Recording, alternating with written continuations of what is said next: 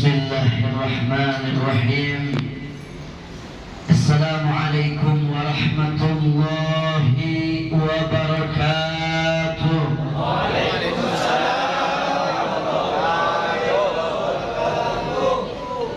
Alhamdulillah, alhamdulillahilladzi hadana bi'abdihil mukhtari man da'ana ilaih bi'idhni wa qad nadana.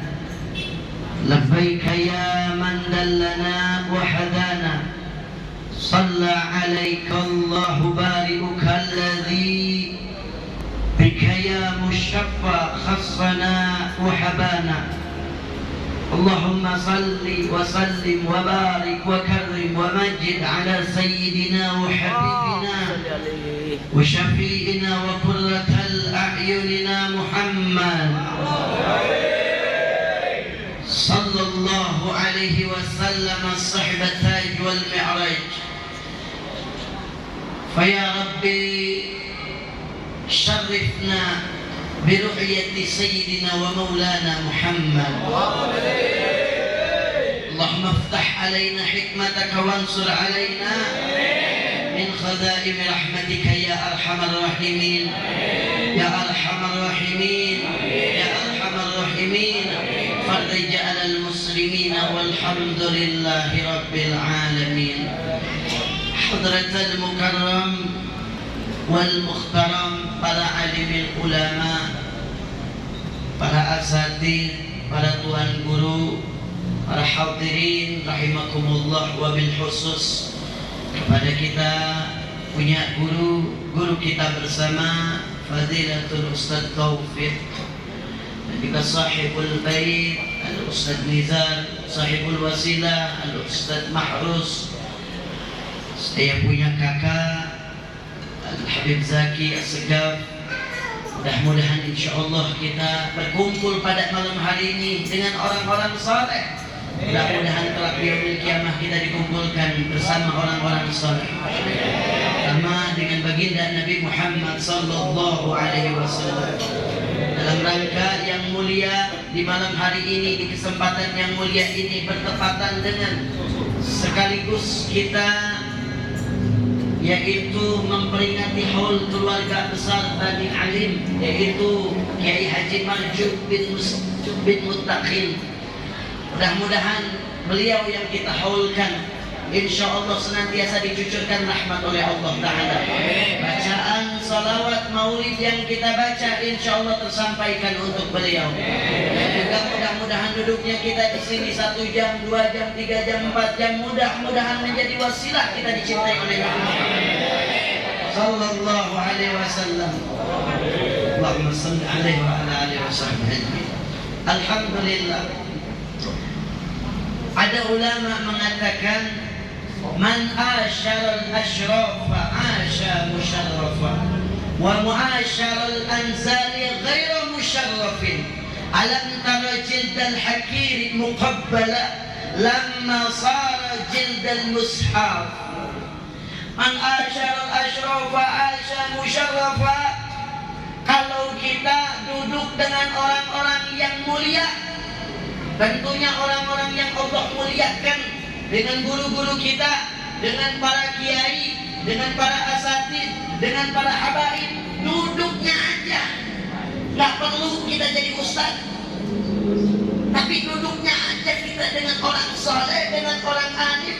Asya musyarrafa. Mau nggak mau kita bakal ke bawah baik. Mau nggak mau kita bakal kecium wanginya, kecipratan wanginya.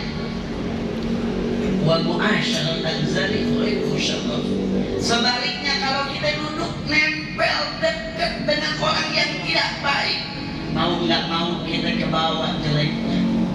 Mau nggak mau kita bakal ikut perilakunya. Alam tara jildal hakiri muqabbala. Apa kita nggak melihat kalau ada kulit dibagi dua, yang satu dipakai untuk alas sepatu, yang satu ini kulit dipakai untuk jilid Al-Quran. Kira-kira cakep mana? mulia mana, yang Al-Quran apa yang sepatu? Tentu Al-Quran. Kalau ini kulit nempel dengan Al-Quran saja, orang ciumin, orang letakkan ketika membawanya dengan keadaan mulia, orang yang membawanya harus dalam keadaan wudu, dimuliakan ini kulit, padahal sama kulitnya. Tapi kalau kulit dipakai untuk alas kulit sepatu, maka tempatnya diinjak dan di bawah. Begitulah ketika kita duduk dengan orang-orang baik, bakal ke bawah baik. Kalau ada yang nanya bagaimana kalau misalkan kita nggak ikutan, nggak ikut maboknya, nggak ikut jeleknya, cuman kumpul aja, sama aja, ke bawah dosanya. Ridho bil maksiat. Enggak, kita cuma ngehargain aja karena teman kita yang teman-teman dulu ke bawah, ya kita cuma deketin aja, dekatnya aja kita ke bawah jelek.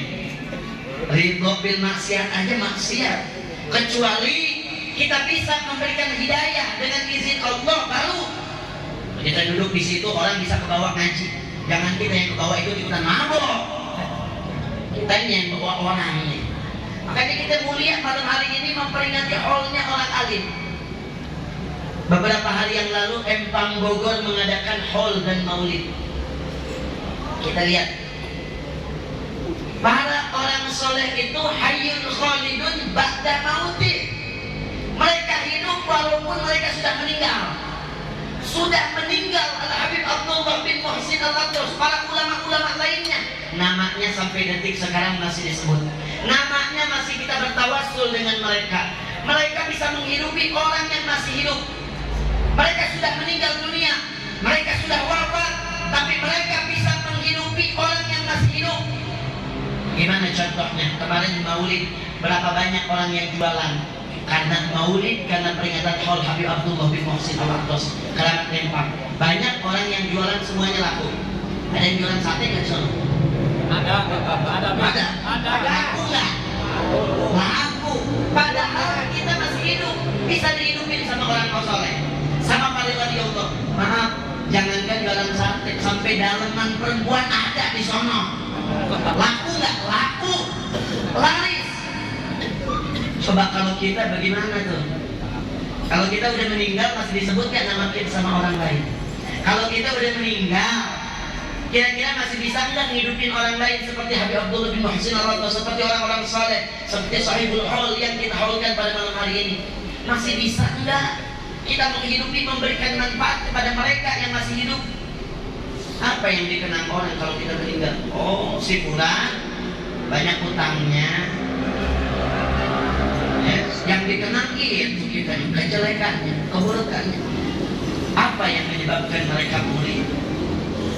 Salah satunya di antara sebabnya ta'alluq, kecintaan mereka kepada baginda Nabi Muhammad.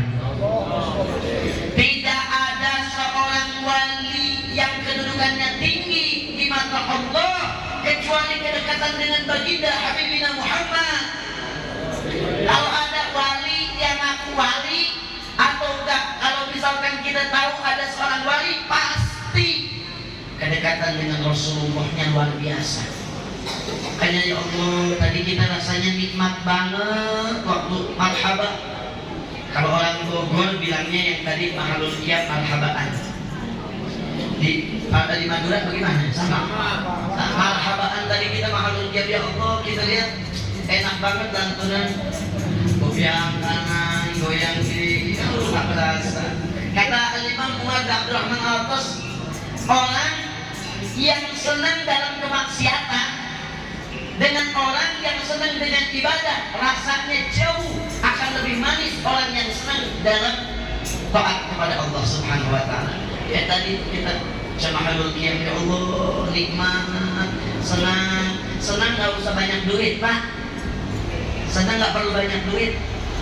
Dekat sama Nabi itu udah seneng. Coba kita di sini, ada nggak yang mikirin utang? Lagi mahalul qiyam, ada nggak yang mikirin utang? Nggak ada, mikirinnya Nabi. Leres, betul? Sesudahnya leres. Mikirinnya Nabi, nggak ada, semuanya seneng. Ketika mahalul qiyam mengingat Rasulullah, semuanya senang. Makanya kesenangan itu, mohon maaf, nggak bisa diukur dengan banyaknya duit. Orang-orang kaya kita lihat kalau Sabtu Minggu Pak ke puncak. Tahu puncak kan Bogor? Harus tahu itu surganya Bogor katanya. Orang kaya itu Sabtu Minggu semua macet-macetan rela untuk datang ke puncak. Kita tanya kenapa sih orang-orang yang kerja kantoran mereka berangkat ke puncak Bogor? Oh cari senang. Oh ya Allah kesian, nyari senangnya harus ke puncak. Kita mah datang ke majelis aja udah alhamdulillah senang ya. Dapat gahwa aja, gahwa atau gahwa kopi udah senang banget. Sama duhon bisa ngobrol sama teman-teman, wah ketawa kita kebuka. Orang kaya mau ketawa ke puncak dulu Pak, lewati macet-macet. Sabtu Minggu ke sono, betul nggak? Sabtu Minggu ke sono, pulang Senin kerja lagi, cemberut lagi sampai Jumat tuh. Kita alhamdulillah ketemu teman, ketemu kopi, sampai ada orang Madura nanya, Beb, kira-kira saya nih doyan rokok, kalau di surga ada rokok nggak? Masih ditanya aja orang doyan rokok. Kita bilang ada Pak, tenang aja di surga, cuma rokoknya nggak kecil, tidak tiang listrik. Satu lagi, di surga nggak ada api, nyari api harus ke neraka, mau nggak balik lagi? Takut nggak balik lagi begitu. Jadi kesenangan itu dekat dengan Nabi Muhammad SAW. Ada orang Pak, gajinya 1 bulan 60 juta. Gajinya 1 bulan 60 juta. Tapi bukan dinilai dari uang dan gaji kesenangan. Ketika dia mau makan apa-apa dia punya dokter pribadi, dilarang. Bapak jangan makan yang asin-asin ya Pak, nanti darah tinggi. Yang manis-manis nanti diabetes, yang asam-asam nanti lambung. Dilarang semua makanan. Padahal uangnya banyak, tapi nggak senang. Kenapa? Semua makanan dilarang. Oh kita apa aja dimakan, betul? Berkah gitu malam hari ini. Karena dekat dengan Nabi Muhammad itu nggak ada lagi kesenangan. Ketika Siti Khadijah radhiyallahu anha, bagaimana kesenangan dengan Nabi? Ditukar hartanya. Diriwayatkan Siti Khadijah itu Pak, kekuasaan hartanya kalau ahli Mekah dikumpulkan semua hartanya tidak bisa menandingi kekayaannya Siti Khadijah. Orang kaya, saudagar, orang terpandang, terhormat, tapi ketika menikah dengan Rasulullah Sallallahu Alaihi Wasallam, Siti Khadijah berkata, wahai suamiku, wahai Rasulullah, sekarang apa yang aku miliki saat ini, detik ini, milik engkau ya Rasulullah, gunakan untuk dakwah. Dunia, Pak, dunia ditukar sama apa? Sama akhirat. Ada nggak kira-kira bini kita begitu Pak? Jujur apa jujur? Ada nggak? Ada. Ada apa belum ada? Nggak ada apa belum ada? Siti Khadijah punya kekayaan seluruhnya, bilang, wahai suamiku, katanya, ini hartaku adalah hartamu, gunakan untuk dakwah untukmu. Lihat. Oh, kalau kita punya bini begitu, enak banget ya Pak. Gak usah gawe, gak usah molotin bini aja. Tapi jangan sekarang. Oh, kadang-kadang bini merintah udah kayak bos. Betul-betul. Banyak nggak sekarang suami-suami soleha? Hah? Banyak nggak? Ini akhir zaman nih, banyak nggak suami soleha? Banyak. Yang jadi imam adalah bininya. Betul. Lakinya makmum. Betul. Bapak udah diam aja, jangan kemana-mana ya. Di rumah, mama mau ke salon dulu, mau belanja, mau ke mall.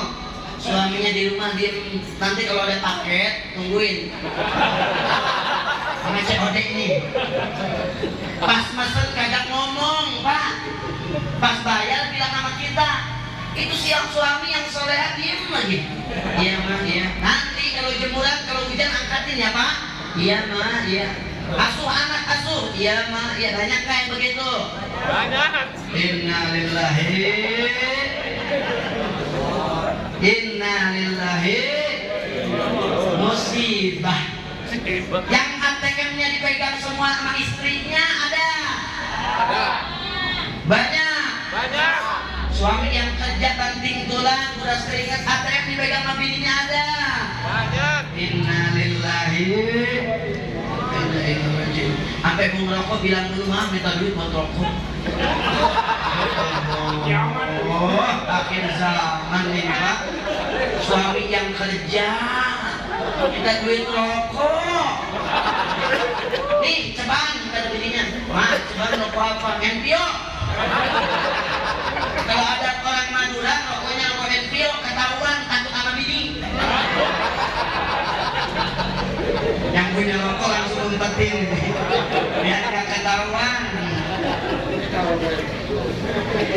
Lihat Siti Khadijah, beliau tukar dunia dengan akhirat.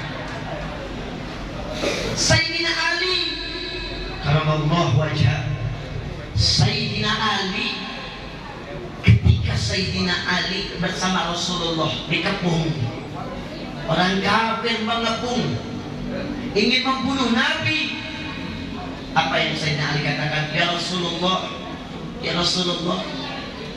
engkau keluar saja lewat belakang, biar aku yang tidur di kasur di perbaringan ini aku tutup dengan selimut, agar ketika orang kafir masuk langsung membunuhku. Sayyidina Ali mengorbankan nyawanya, badannya, ruhnya, jasadnya, seluruhnya untuk Nabi, rela mati untuk Rasulullah SAW. Rasulullah biarkan pergi dan Sayyidina Ali di dalam perbaringan tersebut. Lihat bagaimana pengorbanan Sayyidina Ali, sahabat Nabi, cintanya seperti itu, mengorbankan. Oh, kita belum ada apa-apanya Pak, baru ngaji salawatan 3 jam udah merem. Benar nggak? 2 jam 3 jam udah nggak betah, betul? 2 jam 3 jam makanya nggak bisa tidur, datang ke pengajian insya Allah ngantuk langsung. Tanya sama bininya, "Pak, dapat apa ngaji?" "Nggak tahu, di pengajian gelap mah rasanya." Tidur dia di tempat ngaji. Belum ada apa-apanya cinta kita dengan cintanya para sahabat. Sayyidina Thauban, bagaimana kecintaan kepada Rasulullah Sallallahu Alaihi Wasallam, yang tiap hari sama Nabi, khidmat kepada Nabi, tiap hari kalau nggak ngelihat wajahnya Nabi galau. Sayyidina Thauban satu ketika panggil sama Nabi, "Thauban, kemari." "Aku," kata Rasulullah, "mendapatkan kabar bahwasanya engkau nanti bakal berada di surga." Ini Nabi yang bilang, enggak pernah bohong. Nabi mengatakan kepada Thauban, "Engkau nanti kelak akan masuk surga, wahai Thauban. Engkau akan masuk surga." Kira-kira kalau macam kita udah dikabarin begitu bakal masuk surga, apa yang kita lakukan? Tak mau sholat, sombong sama orang, nggak mau ketemu orang. Sayyidina Thauban ketika dikabarkan surga pulang ke rumah nangis. Beberapa hari nggak datangin Nabi Muhammad SAW, tidak mendatangi Rasulullah, sampai badannya kurus. Ketika itu Rasulullah bertanya kepada sahabat lainnya, "Aina Thauban? Kemana Thauban?" Dijawab, "Ya Rasulullah, Thauban sakit." Nabi mendatangi rumahnya Thauban. Ketika didatangi oleh Rasulullah Sallallahu Alaihi Wasallam kepada Sayyidina Thauban, ditanyakan, "Ya Thauban, kenapa beberapa hari ini engkau nggak datang ke rumah? Kenapa makin hari kau makin kurus?" Apa jawab Thauban? "Ya Rasulullah, sungguh ketika engkau mengabarkan aku menjadi penghuni surga, nggak bisa tidur, nggak bisa makan, nggak bisa minum, saya sakit ya Rasulullah." Sampai dalam riwayat Sayyidina Thauban ini pipinya terlihat di sini seperti orang kebacok, air mata yang terus ngalir sampai bertukar, bukan air mata lagi, darah. Setiap hari nangis. Kenapa Thauban? Kata Rasulullah, "Bukankah kalau orang dikabarkan surga senang?" "Tidak ya Rasulullah Sallallahu Alaihi Wasallam. Ketika aku mendengar engkau mengatakan aku menjadi ahli penghuni surga, bukan senang ya Rasulullah, Saya takut surga saya nggak sama dengan surgamu ya Rasulullah. Tentu kalau saya dapat surga, saya tempatnya di mana? Dan engkau adalah fil jannatil firdausil ula, engkau mendapatkan surga yang tinggi. Sedangkan saya mungkin paling bawah. Saya nggak ketemu lagi sama Nabi. Nangis Sauban. Apa yang dikatakan Sauban? Ya Rasulullah, kalau begitu saya nggak mau masuk surga. Biarkan saya di dunia. Surga diganti. Karena apa? Karena di dalam surga takut nggak bisa ketemu Nabi. Sampai mengatakan saya nggak mau masuk surga ya Rasulullah kalau begitu. Saya takut di surga nggak bisa ketemu engkau ya Rasulullah. Mending saya di dunia aja ya Rasulullah. Bisa menatap, bisa ngobrol, bisa berkhidmat, bisa membantu, bisa dekat dengan engkau ya Rasulullah. Apa nikmatnya surga kalau tidak bisa berjumpa dengan engkau ya Rasulullah? Surga Pak, surga yang begitu agung, surga yang begitu hebat, mulia, penuh kenikmatan, nggak bisa ditukar sama cinta kepada Rasulullah. Badannya kurus karena mikirin Nabi, nggak mau makan karena mikirin Nabi. Ada bapak-bapak yang kurus karena mikirin Nabi di sini? Ada beb, kurus badan kenapa? Takut sama bini. Berobat sana sini nggak ada penyakitnya, di ronsen akhirnya beb. Pas di ronsen hasilnya dilihat ada bininya lagi melotot begini. Jadi makanya badannya nggak gemuk-gemuk. Sayyidina Sauban bukan batin, bukan. Karena tiap hari mikirin Rasulullah Sallallahu Alaihi Wasallam. Ada nggak cinta kita sebanding dengan sahabat? Begitu hebatnya cinta para sahabat kepada Rasulullah Sallallahu Alaihi Wasallam. Pengorbanan surga tidak ada apa-apanya. Makanya kata Imam Ali bin Muhammad bin Husain al-Habsyi, pengarang Majmu' al-Maulid Simtud Durar, beliau mengatakan apa nikmatnya surga, apa indahnya surga kalau tidak ada baginda Nabi Muhammad Sallallahu Alaihi Wasallam. Surga bukan segalanya. Ini kita bukan surga, baru dunia udah mau ditukar sama agama. Banyak nggak orang yang kehilangan agama karena ditukar sama dunia? Banyak nggak? Banyak nggak orang yang ditukar akidahnya karena dunia? Banyak. Jangankan kalangan orang awam, ustadz banyak. Betul? Yang menjadi penjilat banyak. Ustadz yang akidahnya, agamanya dijual demi uang banyak. Ada satu ustadz ngisi acara di acara orang kaya Pak, uang biasa rumahnya gede, dia pikir wah enak nih katanya kalau ngisi acara orang kaya nih. Akhirnya di tengah ceramah dia bilang, Pak hati-hati di rumah-rumah kalian jangan sampai miara anjing, hati-hati nggak bakalan masuk malaikat. Begitu ngomong gitu, yang punya rumah orang kaya punya anjing kebetulan warna hitam. Wah bingung dia udah tengah-tengah begitu. Akhirnya dia bilang, anjingnya ini warna hitam, kecuali anjing hitam kayak bapak ini boleh. Yang putih jangan ya. Waduh. Akidah ditukar dengan dunia, agama ditukar dengan dunia, hukum ditukar dengan dunia. Zaman sekarang bagaimana dulu lantang mengatakan haram, datangin amplop dari Batako. Bentar saya cari dalilnya dulu. Banyak nggak? Banyak. Berapa banyak orang yang menukar tuh di daerah kita? Jika orang-orang yang punya tanah, orang-orang awam dia punya tanah. Ketika ada satu ustadz dia bilang, Pak ini per meter berapa? 500.000. Boleh nggak saya tawar jadi 400.000 buat masjid, buat bikin pondok pesantren, buat bikin majelis taklim. Datang lagi pengusaha dari Cina, dia bilang, Pak boleh nggak saya beli 1 juta? Dipilih duit yang 1 juta. Padahal ini lebih baik buat pesantren. Kalau posisi kita mau pilih yang mana? Mau dibeli sama ustadz atau dibeli sama orang Cina?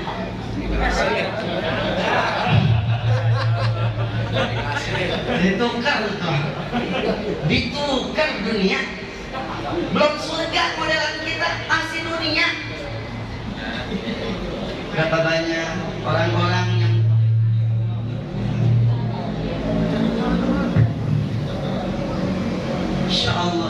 zaman.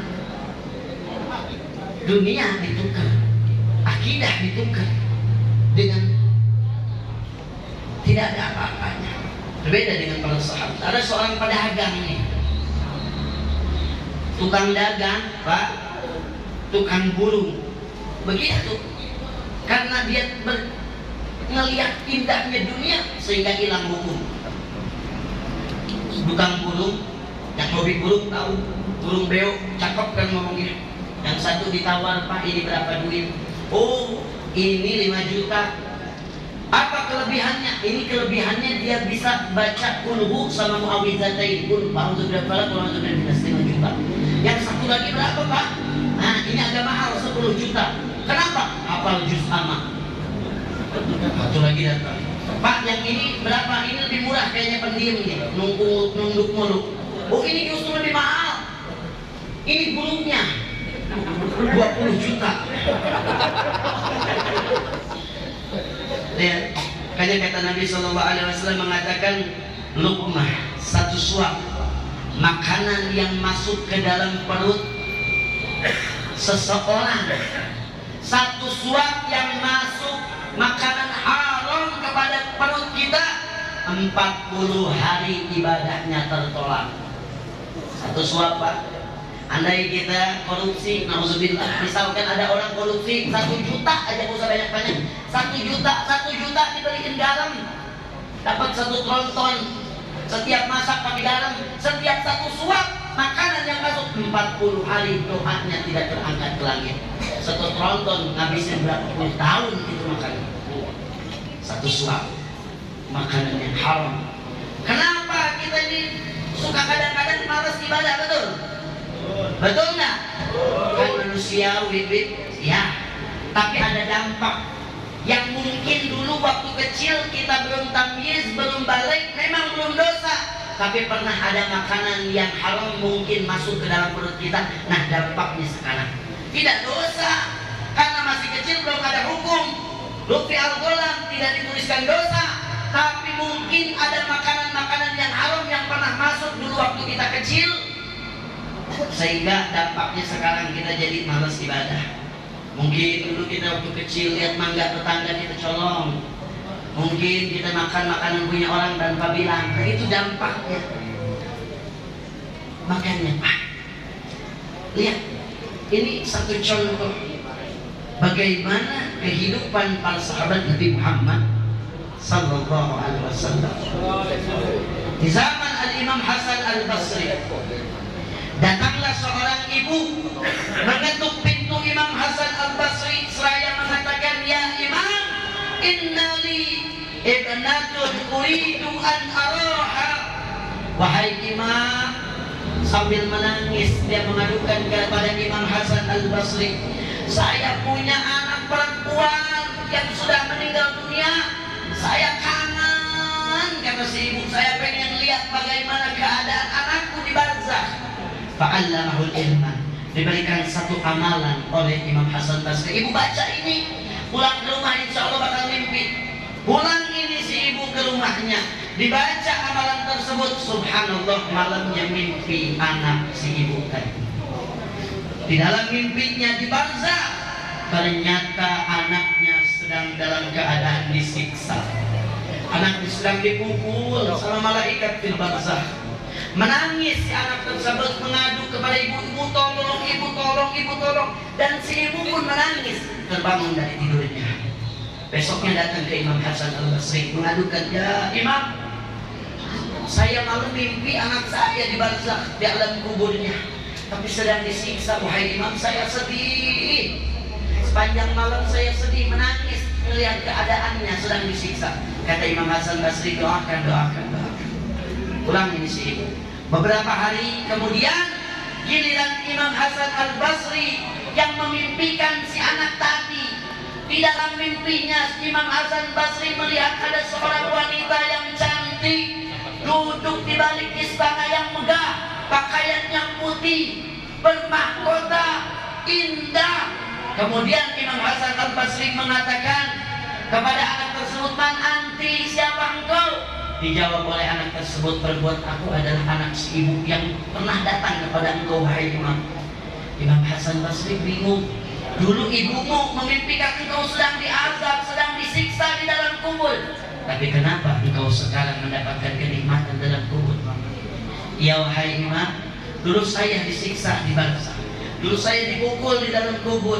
Tapi ketahuilah wahai Imam, di dalam mimpinya Imam Hasan Basri, ketahuilah wahai Imam, ketika saya sedang disiksa, marra rajul yusalli ala al-qabri yusalli wa yusallim ala sayyidina Muhammad, yusalli wa yusallim ala sayyidina Muhammad. Ketika saya sedang dipukul, disiksa, datanglah seorang lelaki melewat atas kuburku. Kemudian lelaki tersebut membacakan salawat kepada Rasulullah sallallahu alaihi wasallam, yang mana salawat tersebut diniatkan untuk ahli kubur yang ada di sekitarku. Maka dengan berkah keagungan kemuliaan salawat yang dibaca satu kali oleh pemuda tersebut dengan ikhlas, sehingga terangkatlah semua azab yang ada di kubur tersebut. Bagaimana dengan kita punya keluarga, punya orang tua, punya guru? Bagaimana dengan kita punya saudara-saudara yang telah meninggalkan kita? Kita baca satu kali aja sholawat, 2 kali, 10 kali sholawat yang kita baca, kemudian kita kirimkan kepada mereka. Insya Allah sampai sholawat yang kita baca, bahkan itu adalah rahmat, bakal dicucurkan rahmat oleh Allah, maghfirah, ampunan oleh Allah ke kubur-kubur saudara-saudara kita yang telah meninggal. Ayo tingkatkan, mari dekatkan diri kita dengan baginda Nabi Muhammad SAW. Mari setiap hari, setiap saat, dimanapun ikuti ajarannya Nabi Muhammad. Dalam berdagang, dalam berbisnis, ikuti dagangnya Rasulullah. Dalam berbisnis, ikuti bisnisnya Rasulullah. Dalam mendidik anak, ikuti cara mendidiknya Rasulullah. Dalam berumah tangga, bagaimana ikuti cara berumah tangga seperti berumah tangganya baginda Nabi Muhammad. Mulai dari sekarang, mulai dari detik ini, tanamkan di hati kita hanya ada Rasulullah. Mulai detik ini, saat ini, di pikiran kita hanya ada Rasulullah. Mulai saat ini, detik ini, ajarkan kepada anak-anak kita mencintai Rasulullah. Mulai detik ini, saat ini, kembalikan ajaran Rasulullah yang dulu pernah hilang, yang tidak ada lagi, zaman sekarang sudah hilang. Kembalikan lagi ajaran baginda Nabi Muhammad. Rabbana anfa'na bima 'allamtana wa 'allimna ma yanfa'una wa zidna ilman. Sallallahu alaihi sayyidina Muhammad wa ala alihi wasallam. Walhamdulillahi rabbil alamin. Alafu minkum. Assalamu alaikum warahmatullahi wabarakatuh.